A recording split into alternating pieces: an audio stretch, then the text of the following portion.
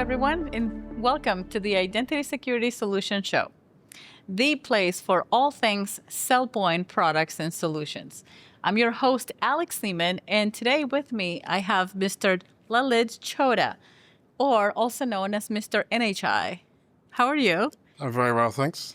Lalit is the CEO and founder of the Non-Human Identity Management Group. We are so excited to have you here today, and I have a number of questions. NHIs, or non-human identities, is a really hot topic today. So we are excited to have you here. Welcome to Navigate, by the way. And we're going to dive right in, if you don't mind. Let's do it. So would you mind painting a picture for our audience, right? When we talk about non-human identities or machines or whatnot, right? What type are we really talking about? Are we talking about service accounts, bots, all of the above? But most importantly, how did we get here? What makes them so tricky?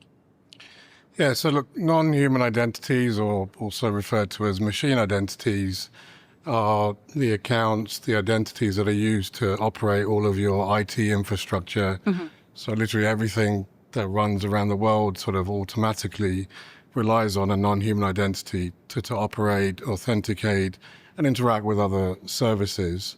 So you've got machines, devices, OT equipment, and then you have your software workloads, CI/CD pipelines, bots, and now AI agents.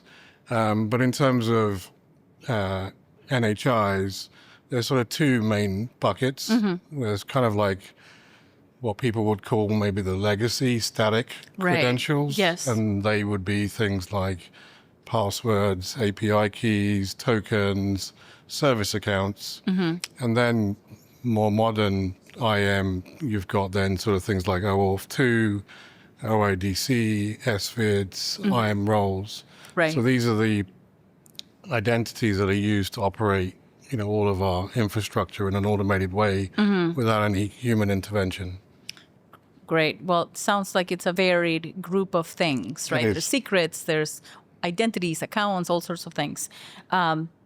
Now, let's talk numbers for a second, because we hear many different figures, right? But we just heard something recently, 50 million leaked API keys and service accounts or tokens in the dark web. We know for a fact that there are more non-human identities than human ones, and anywhere for 5 times to 25 and 50 times the number of human identities. I guess most importantly, what failed? How did we get here? Because we know that they are, tricky to secure. Organizations are trying to find them all. So talk to us a little bit about these numbers. Sure.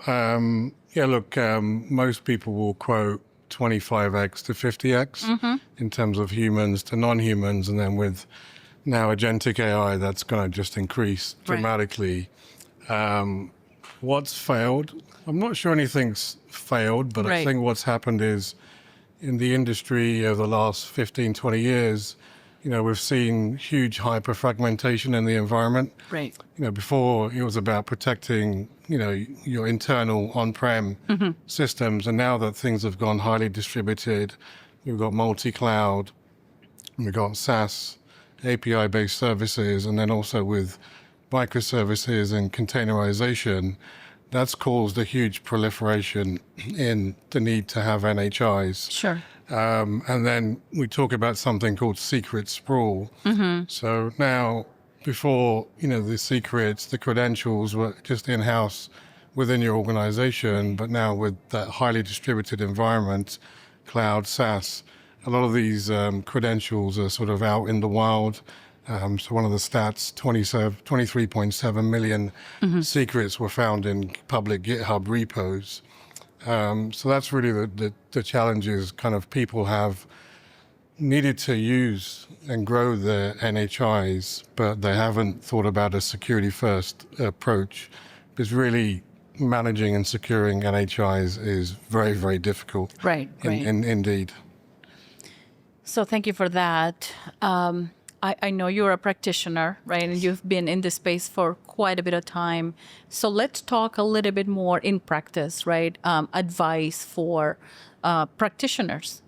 watching this and saying, okay, how do I go about systematically finding all of my accounts and all of my identities? So do you have a roadmap that you would recommend for our audience? Sure. Look, I think the challenge with dealing with NHIs is so big for an organization. I would say it's probably going to be the hardest challenge you're going to have to deal with.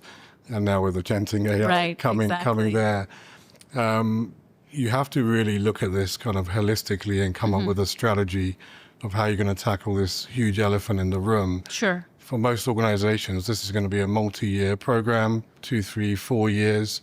The last program I ran at a big financial institution, we're into year five of that program because we were dealing with hundreds of thousands of NHIs. Right. So look, when you go about tackling and establishing an NHI program, yes, the number one focus is first understanding your inventory, discovering Exactly. all your NHIs to understand the size of the problem. Have you got 10,000? Have you got a million? Sure. And most organizations, when they start that discovery exercise, will discover much, much more is out there than they expected. Right. But even discovery inventory is challenging because you've got that hyper-fragmented environment. You know, you need to go to all the endpoints, local accounts, databases, or your on-prem. Cloud's a lot easier. And some of the SaaS API keys, again, there's no real inventory. So there's no common source for how you manage NHIs. It's very distributed. It spans across IAM, DevSecOps, cyber groups. So start with inventory. The next thing is to classify, understand sort of the risk levels and the breadth of access. NHIs are typically highly privileged. Right. Exactly. But you need to understand what access they have, what systems they have access to. Are they admin accounts or are they read accounts? So you can start to take a risk-based approach. The next step in the process would be to look at posture management or hygiene. Because there's very weak controls typically around managing NHIs. Right. You're going to see, for example, many stale accounts. They get created and get forgotten about because there's no inventory. No expiration dates and no ownership. I've been in organizations where we've actually we've discovered 50, 60% of the accounts stale and inactive. So cleaning those up, reducing permissions from write to read. So there's many techniques you can do to reduce the risk. Then it comes to like securing the credentials. You're going to find hard-coded credentials in source code and other places. So a big effort will be required in vaulting, scanning solutions, and then also password rotation or credential rotation.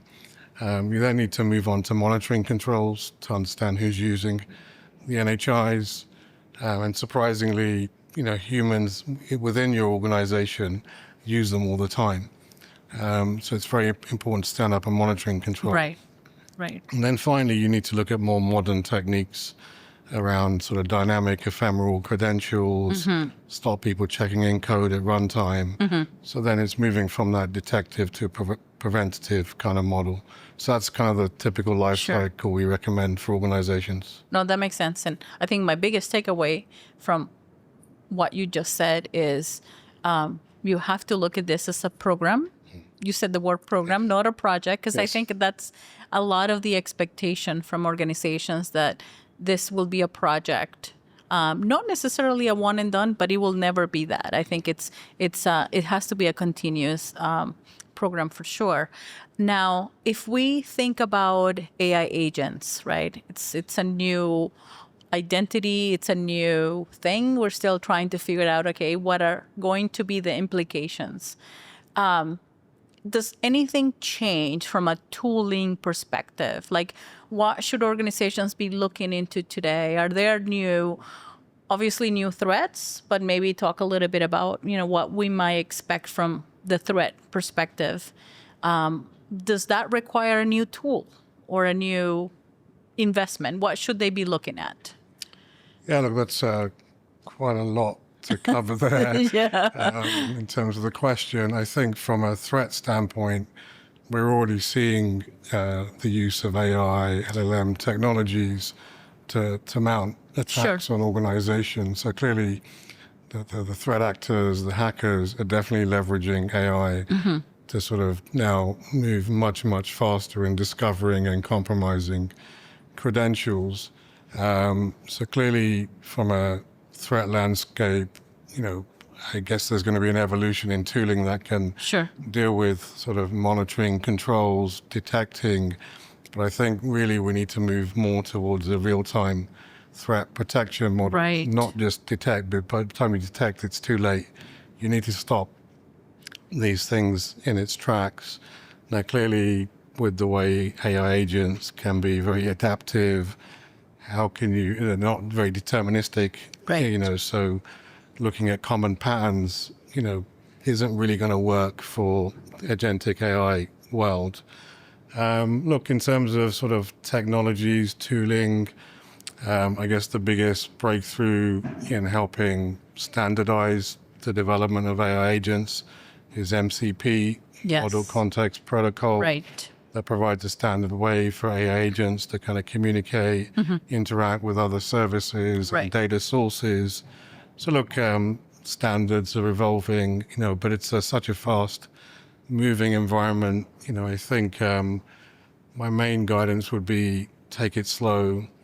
Don't rush with the development of agentic AI, and have appropriate controls and guardrails around it, and keep the scope, the privileges, as minimal as possible. To begin with. But this discussion in a year's time will be very different. Yes, I think we can talk about that for a long time. We can be here for a long time. But you did say something that we've actually been thinking through and talking to our customers about, which is moving from detection to more real time. So just moving from that, reactionary to just being a lot more proactive. And I think it overall helps our customers just reduce their attack surface because they're reducing risk. So thank you for that, Lalit. I know there was a lot to unpack there. One more question. Let's talk about attackers for a second, because we know that they are leveraging non-human identities a lot more for the same reasons that you just mentioned, right? They are not necessarily, they have weaker controls. They're not necessarily monitored all the time. Is there any recent incident or breach, without naming names, that you can perhaps, review, go over with us, where our customers just can learn something from that? Sure. I mean, look, our group published a big report a few months ago, 52 NHI breaches, just showing how prevalent NHI-based attacks are. I guess one in December involved actually the U.S. Treasury getting breached.